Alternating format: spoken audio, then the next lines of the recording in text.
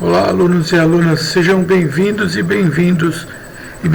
Hoje nós vamos continuar na Química Descritiva o estudo da litosfera, parte 2. Gostaria primeiramente de falar para vocês o que nós estudamos na parte 1, né?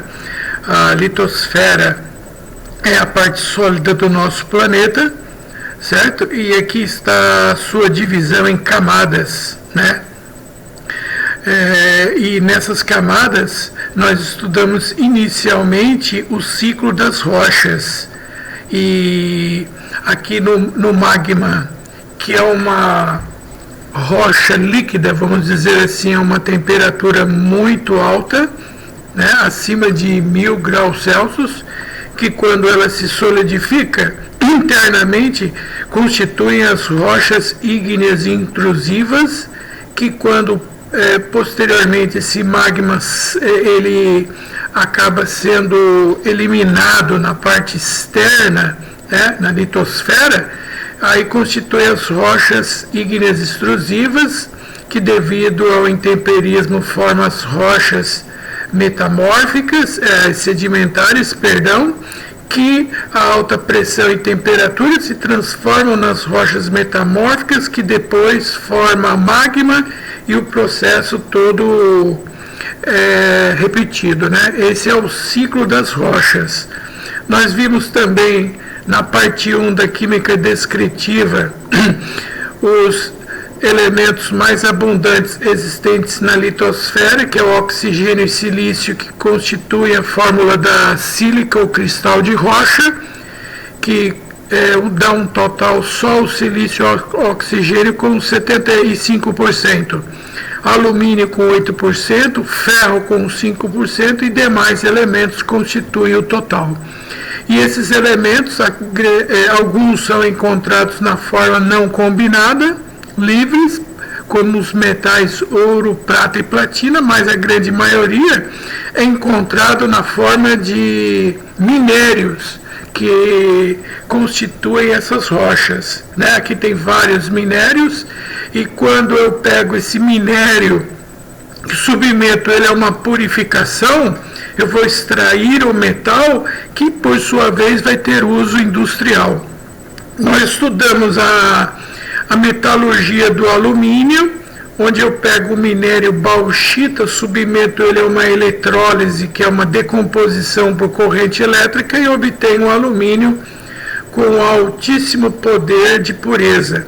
Já a metalurgia do cobre consiste em pegar o minério chamado de calcopirita, que é esse sulfeto de ferro e de cobre, e realizar uma combustão que especificamente chama-se ustulação, quando o combustível tem enxofre, e aí eu tenho cobre com impurezas. E submetido esse cobre com impurezas também a um processo de eletrólise, aí obtém-se um cobre de alto teor de pureza, quase 100% puro. É isso que nós estudamos na primeira parte do estudo da litosfera. Hoje, então, nós vamos continuar agora com o estudo da metalurgia do ferro. Esse processo de metalurgia do ferro também é conhecido de forma mais específica como siderurgia. Então vamos estudar agora o processo de siderurgia ou metalurgia do ferro, que acontece nos fornos siderúrgicos. Aqui à sua esquerda, essa é uma fotografia de um forno siderúrgico real. E agora nós vamos fazer aqui um estudo mais detalhado desse forno siderúrgico. Aqui eu tenho a explicação de como isso ocorrerá. No topo do forno siderúrgico eles colocam o minério de ferro. Esse minério de ferro, ele é o óxido de ferro 3, só que esse óxido de ferro 3 colocado nesses fornos siderúrgicos, ele contém impurezas, ele é impuro. E só para você tomar conhecimento, as impurezas desse composto, que é o óxido de ferro 3, conhecido também como hematita, as impurezas desse composto são normalmente constituídas de óxido de silício, que é o cristal de rocha ou sílica, é uma das impurezas, e a outra impureza constituinte da hematita é a bauxita, que é o óxido de alumínio. Além disso, também é colocado no forno siderúrgico o combustível, que é o carvão coque. O carvão coque é o combustível do forno siderúrgico, que eu vou quimicamente representá-lo pela letra C, e também é adicionado ao forno calcário, que dentro de instantes você vai tomar conhecimento qual é a finalidade da adição do calcário nos fornos siderúrgicos. Muito bem, então é adicionado no forno siderúrgico o minério de ferro chamado de hematita, que contém óxido de ferro 3 mais impurezas. Além disso, também é adicionado o combustível do forno siderúrgico, que é o coque, e também é adicionado o calcário. Agora vamos estudar aqui o que vai acontecer no forno siderúrgico. Muito bem, depois que é adicionado todos esses componentes no alto do forno siderúrgico, o que vai acontecer agora, na ordem exatamente de ocorrência dessas reações, vai ser o seguinte: aqui em primeiro lugar ocorrerá a queima do carvão coque, tá? O carvão representado quimicamente pelo carbono, que é o seu constituinte, que vai reagir na presença do oxigênio do ar, que é injetado aqui no forno siderúrgico. E quando o carbono do carvão coque ele será queimado, a temperatura na qual ocorrerá essa queima ou combustão é a temperatura em torno de 1.600 graus Celsius, temperatura que se atinge aqui na base do forno siderúrgico, aproximadamente 1.600 graus Celsius. Nessa temperatura, o que vai acontecer aqui vai ser a queima do carvão, representado pelo carbono, como eu falei, e como produto dessa reação nós teremos o chamado monóxido de carbono. Tá? Esse monóxido de carbono que daqui a pouquinho vai tirar o ferro do minério da hematita. Só recapitulando, essa letra C é o carbono, constituinte químico do carvão mineral chamado coque. Muito bem, e agora, depois da queima do carvão, o que vai acontecer? Bom, depois da queima do carvão aqui, ó, na segunda reação que ocorre, será a decomposição térmica do calcário. O calcário é representado quimicamente pelo carbonato de cálcio, certo? Então vamos ver aqui a reação que vai acontecer aqui nessa região aqui, nessa área do forno siderúrgico. Observem só o que vai ocorrer. A temperatura que ocorrerá a decomposição térmica do carbonato de cálcio constituinte do calcário é em torno de 1.000 graus Celsius. Então vamos lá então. Na segunda etapa, o carbonato de cálcio constituinte do calcário vai sofrer uma decomposição térmica, ou seja, na presença do calor, que nós chamamos tecnicamente de pirólise. E essa decomposição ocorrerá, como eu falei, em torno de uma temperatura por volta de 1.000 graus Celsius. Eu vou escrever aqui, ó. Então, na temperatura de 1.000 graus Celsius, o calcário, quimicamente representado pelo carbonato de cálcio, ele sofrerá uma decomposição térmica, e essa decomposição térmica, como produtos, serão formados o gás carbônico, e que é liberado no forno siderúrgico para a atmosfera, e além disso forma-se também o óxido de cálcio, tá? O óxido de cálcio é o que nós chamamos de cal viva ou cal virgem. Muito bem. O que vai acontecer agora é que a cal virgem ou cal viva, essa substância química agora vai reagir com as impurezas da hematita. Então o aluno pergunta, por que eles adicionam calcário no forno siderúrgico? Aqui está a resposta, hein? O calcário é adicionado no forno siderúrgico com a finalidade, depois da sua decomposição pelo calor, formar uma substância chamada de cal virgem ou de cal viva, esse óxido de cálcio aqui, ó. O que vai acontecer agora é o seguinte: esse óxido de cálcio formado vai reagir com as impurezas da hematita.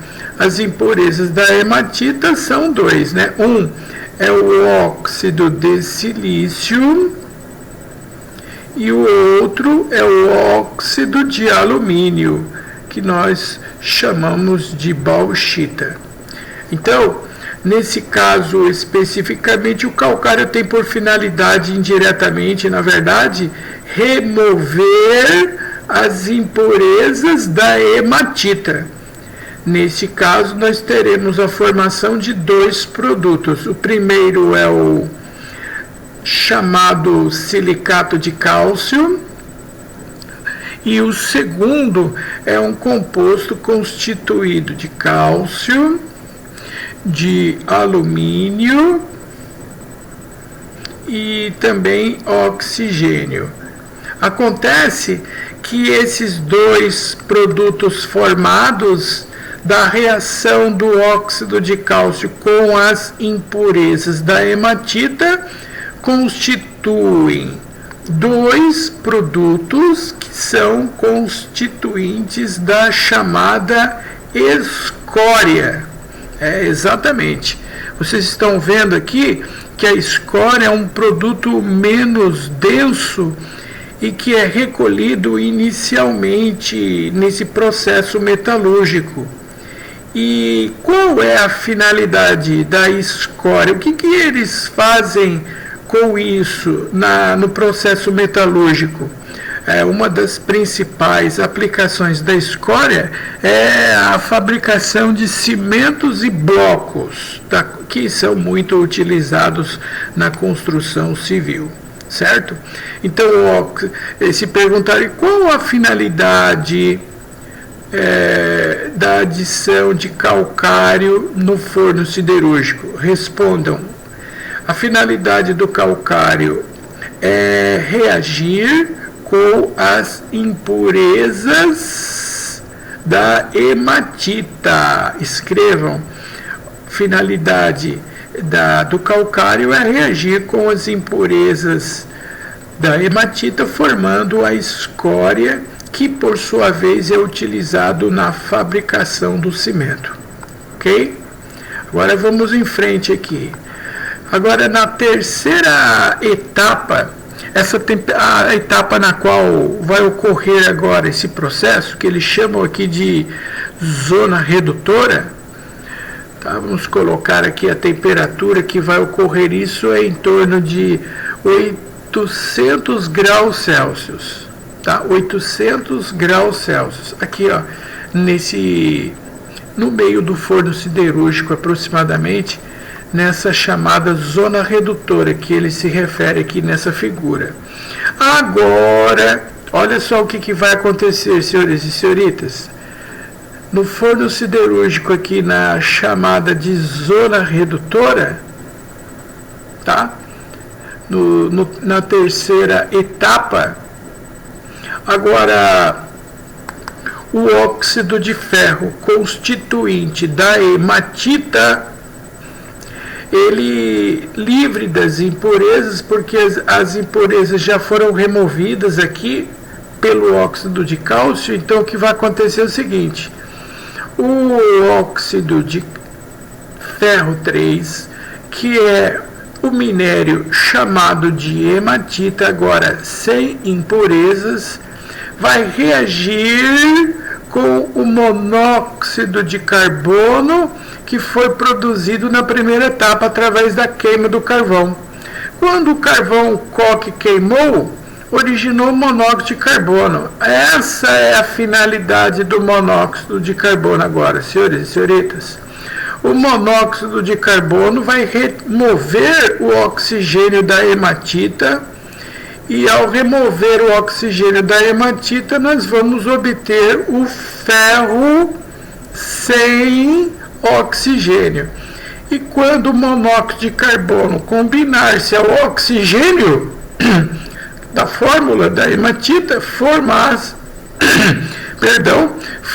o gás carbônico. Agora vamos balancear essa reação aqui.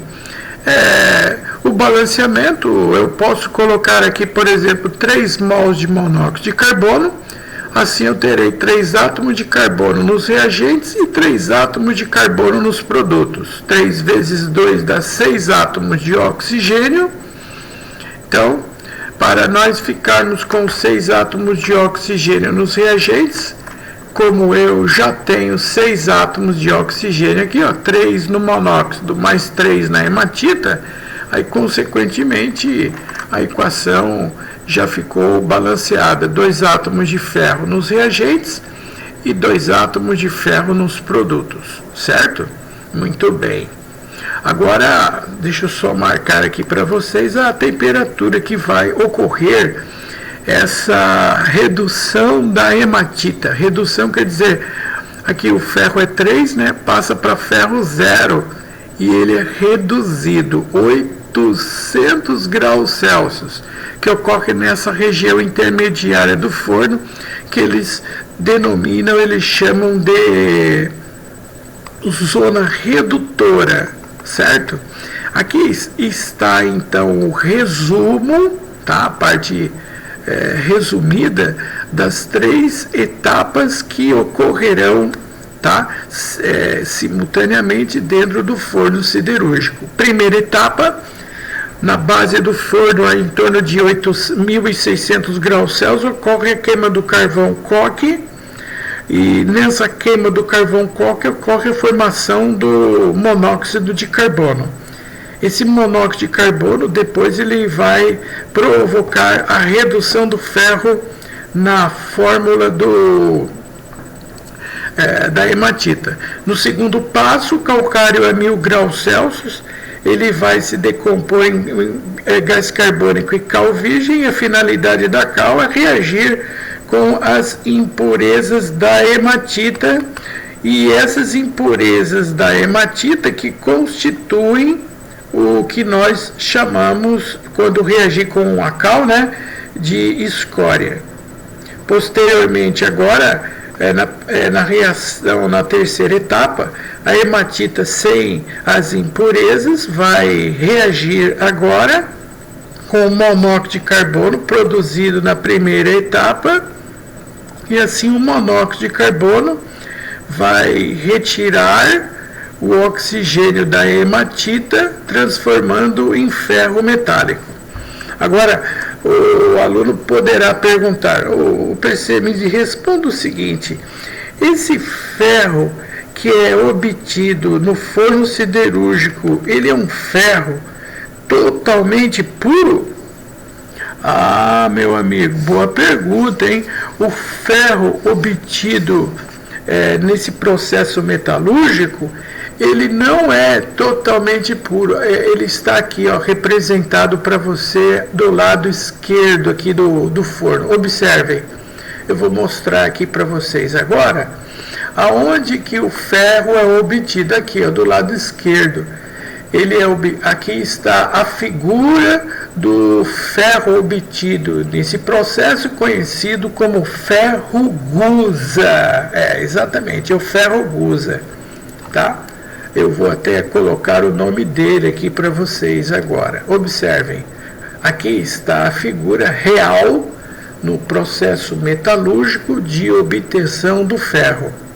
Aqui está, o ferro gusa. Esse é um ferro que ele tem em torno de aproximadamente de 2 a 5% de impurezas.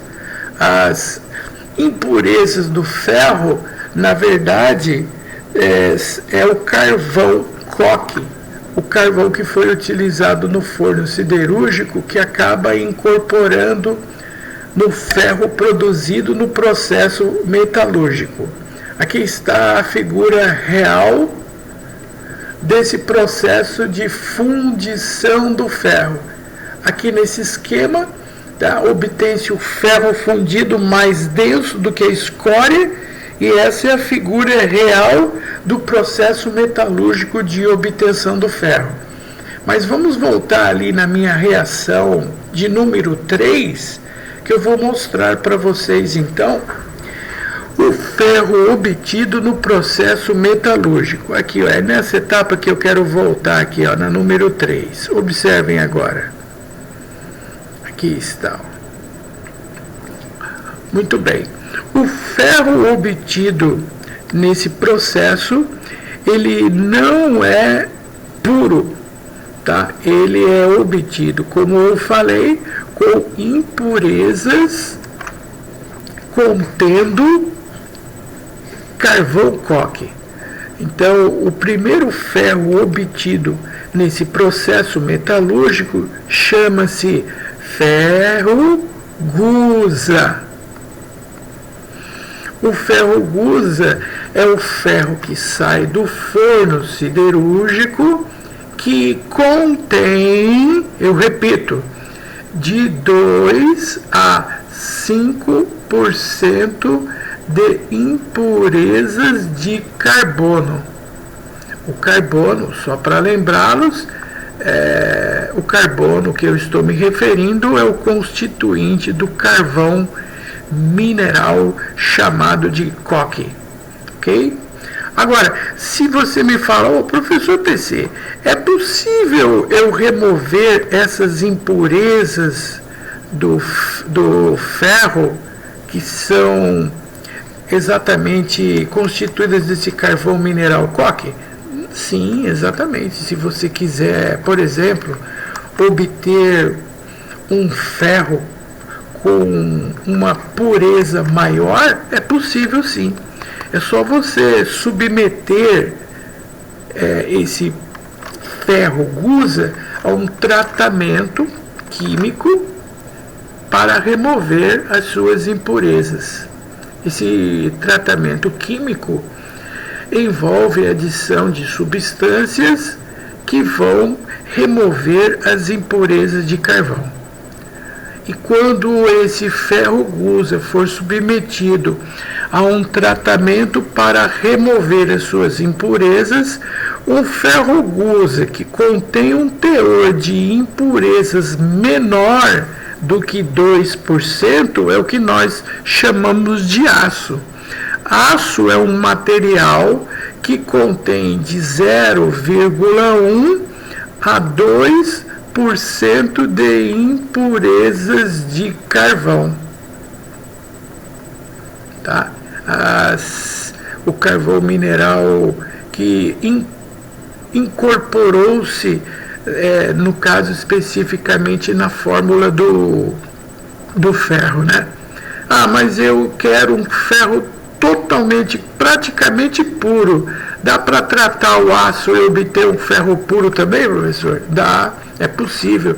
Se você pegar o aço, submetê-lo a um tratamento, a fim de diminuir ainda mais as suas impurezas, aí você vai obter o que nós chamamos de ferro doce.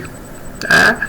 O ferro doce é uma forma de ferro praticamente pura, com menos de 0,1% de impurezas, ou seja, com 99,9% de pureza. Tá? Então vou escrever aqui que nós vamos obter com o tratamento do aço o ferro doce, que é uma forma de ferro que não é que sai do forno siderúrgico, tá? O que sai do forno siderúrgico é o ferro gusa, que tratado transforma-se em aço, e se for o aço tratado, aí obtém-se o ferro doce, que tem menos de 0,1% de impurezas de carvão. Okay? Resumidamente, esse é o processo siderúrgico de obtenção do ferro e também de seus derivados, né? Agora, eu vou mostrar para vocês que o ferro ele tem um problema, um inconveniente, podemos dizer assim. O inconveniente do ferro é o fato dele ser exposto ao ar, e no ar atmosférico o ferro pode sofrer um processo chamado de corrosão, ou que popularmente vocês conhecem como ferrugem. Vamos ver isso agora. O ferro, na presença do oxigênio do ar seco, do ambiente árido, ou seja, num local desértico, né? de um local sem umidade do ar, com a umidade do ar muito baixa, é o que nós chamamos de ar seco. Nessas condições de um ambiente muito seco, na presença do oxigênio sem água, o ferro não sofre corrosão, ele não enferruja. E se colocarmos o ferro na presença da água quimicamente pura, que nós conhecemos como água destilada, nessas condições o ferro também não corrói. A corrosão do ferro ocorrerá somente quando o ferro estiver exposto ao que nós chamamos de ar úmido. No ar úmido é exatamente a mistura dessas duas situações aqui, ó, na presença de água e também, além da água, de oxigênio do ar. Na presença do que nós chamamos de ar úmido, o ferro sofrerá corrosão, e nessa reação química, o ferro, na presença da água e do oxigênio do ar, vai se transformar numa substância conhecida como hidróxido de ferro 3. Ou existe uma outra maneira de representar isso, que é o óxido de ferro 3 triidratado. Esse 3H2O aqui é o que nós chamamos de água de cristalização. Acontece que quando o ferro ele corrói, ele vai incorporar água da atmosfera no sólido formado, que nós conhecemos esse sólido formado como a ferrugem. Exatamente. Isso que eu estou escrevendo aqui, meus amigos, é o constituinte químico da ferrugem. Existem duas maneiras de se representar isso. Eu posso representar através do hidróxido de ferro 3, que é essa fórmula do seu lado esquerdo, ou o óxido de ferro 3 triidratado. Qualquer uma dessas formas representam o constituinte químico da ferrugem. Vou anotar o nome aqui. Observem. Mas isso é um grande inconveniente, podemos dizer assim, porque causa prejuízos da ordem de bilhões de dólares no mundo inteiro, já que o ferro é constituinte de pontes, barcos, trens, automóveis, que é feito de aço, e aço é ferro carbono, e essa corrosão causa grandes prejuízos, porque quando ocorre a formação da ferrugem, essa reação ela é irreversível e ela não volta a ser o que ela era antes. Então, nesse caso, para evitar a formação desse inconveniente de formar a ferrugem, o que eu tenho que fazer? Eu tenho que associar ao ferro um metal que vai protegê-lo da corrosão. É exatamente um metal associado a um outro metal. E essa associação do ferro com outro metal, com a finalidade de protegê-lo da corrosão, é o que nós chamamos de ligas metálicas. Sim, exatamente. As ligas metálicas estão aqui. Eu vou citar para vocês as principais ligas e qual é a finalidade da liga metálica. O que são ligas metálicas, professor? Ligas metálicas, aqui está. É uma mistura homogênea de metais com finalidade de obter propriedades especiais ao metal. Quais são essas propriedades especiais? Aqui estão algumas, as principais. Primeiro, como eu estava dizendo que o ferro tem o inconveniente no ar úmido de formar ferrugem, eu posso associar outro metal à sua superfície, como o zinco, estanho, por exemplo, que tem finalidade de proteger o ferro da corrosão. O ferro gus, ele é mole. E como é que, se o ferro é mole, como que o trem não cai do trilho se o ferro é mole? Porque, nesse caso, para aumentar a dureza do ferro, eu vou associar um outro metal a fim de que o ferro fique mais duro e também aumentar a sua resistência à tração. Essas são propriedades adquiridas quando eu associo metais diferentes entre si. Proteção à corrosão, aumentar a dureza, aumentar a resistência à tração, aumentar a condutividade térmica e elétrica, e pode também aumentar ou pode também diminuir o ponto de fusão, o ponto de ebulição do metal.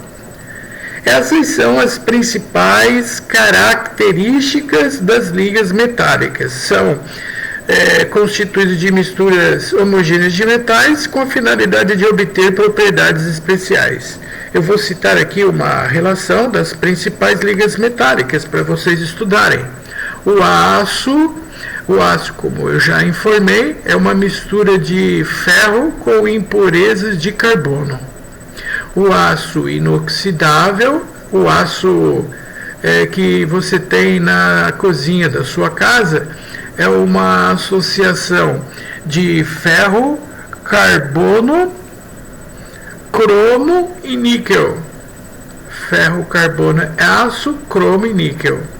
Nós temos também a associação de metais que constitui o trilho dos trens. O aço é ferro-carbono. Ferro-carbono é o aço, e o dos trilhos dos trens é associado ao manganês. Aço-manganês é o aço dos trilhos dos trens. A lata de acondicionar alimentos é ferro com revestimento de estanho, com a finalidade de proteger o ferro da corrosão.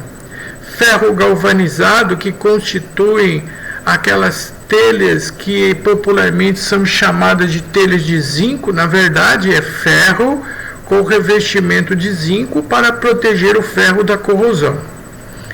Essas são as principais ligas metálicas contendo o ferro.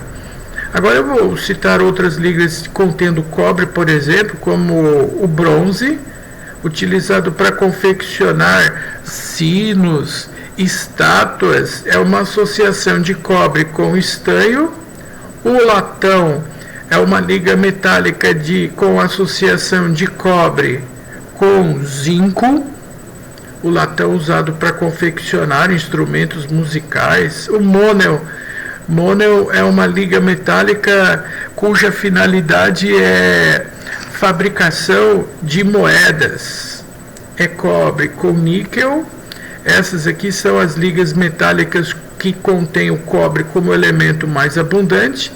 O ouro 24 quilates é o ouro totalmente puro, mas o ouro 18 quilates ele é constituído de ouro com prata e cobre. O ouro 18 quilates é uma associação de 75% de ouro e o restante de prata com cobre, que tem finalidade de aumentar a dureza, e esse material ficando mais duro, fica mais resistente à tração e evita que uma joia, ao ser submetida a um esforço maior, ela sofra um rompimento. O ouro branco é uma associação de ouro com cobre, níquel, níquel, e alguns também adicionam zinco. A adição de zinco é opcional, tá? Mas é ouro, cobre com níquel. A solda dos latoeiros é a liga metálica de estanho com chumbo. E nesse caso aqui a finalidade é diminuir o ponto de fusão. O amálgama existe duas finalidades. Uma delas é a utilização nos garimpos, que é a associação do mercúrio com o ouro. O ouro liga-se ao mercúrio por ligação metálica, e cuja finalidade é remover o ouro da areia. Depois é aquecido, o ouro evapora e obtém-se o ouro, que é o objeto do desejo do garimpeiro. O amálgama da odontologia, essa por sua vez é utilizado para fazer a restauração dentária através da obturação do dente, que é a liga metálica de mercúrio com prata. E isso daí praticamente não se usa mais, né? Os dentistas agora utilizam as resinas e substituíram o amálgama de mercúrio com prata. De um modo geral, então, meus amigos e minhas amigas, senhores e senhoritas, eu estou aqui agora finalizando essa aula, na qual a finalidade principal dela foi explicar para vocês o processo de obtenção do ferro a partir do minério chamado hematita, no processo conhecido como siderurgia do ferro. Muito obrigado a todos pela atenção, até a próxima oportunidade.